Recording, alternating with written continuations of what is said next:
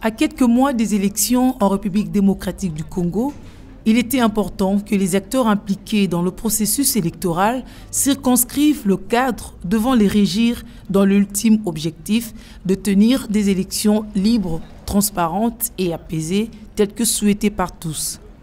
C'est dans ce contexte que la Commission électorale nationale indépendante avait initié des concertations devant aboutir à l'élaboration d'un code de bonne conduite à observer par les partis politiques pendant les scrutins de novembre prochain. Une démarche qui, selon les partis de la majorité présidentielle, s'avère nécessaire pour assurer le contrôle de différents acteurs.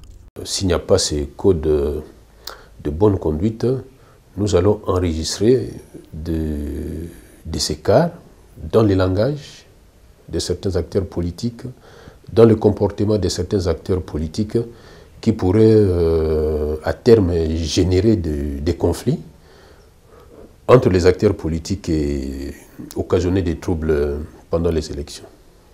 Pourtant, les partis et regroupements de l'opposition ne voient pas les choses que dans un sens. Pour eux, c'est le moment ou jamais de poser leur préalable à la CENI. Nous avons estimé, au niveau de la démocratie chrétienne, qu'il y avait vraiment des préalables pour lesquels la CENI devrait donner des réponses avant de s'engager dans ce processus qui est en train d'aboutir vers l'organisation matérielle et concrète des élections. Si pour l'opposition politique, il fallait claquer la porte au forum CENI, parti politique, pour mieux faire entendre sa voix, les autres restent convaincus que le moment était très mal choisi. On ne peut pas organiser des élections sans contradiction. Et s'il n'y a pas des élections sans contradiction, cela est synonyme à l'insécurité. Cela est synonyme à quelque chose qui va être imposé. Or, dans un processus de démocratisation ou démocratique, on n'impose pas la volonté des cas à tout un peuple. Il faut qu'il y ait une volonté contradictoire.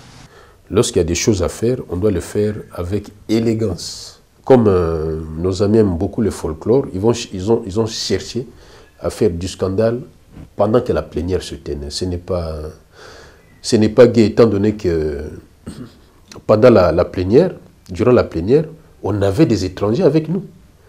L'ambassadeur des États-Unis d'Amérique, une très grande puissance qui vous observe comme ça, faire des scénarios comme ça. Au-delà des lectures que se feraient les uns et les autres, les leaders de l'opposition, eux, n'entendent pas baisser les bras.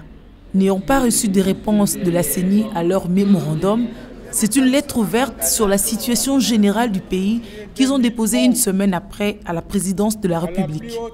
Entre-temps, le code de bonne conduite est fin prêt et n'attend plus que la signature de toutes les composantes.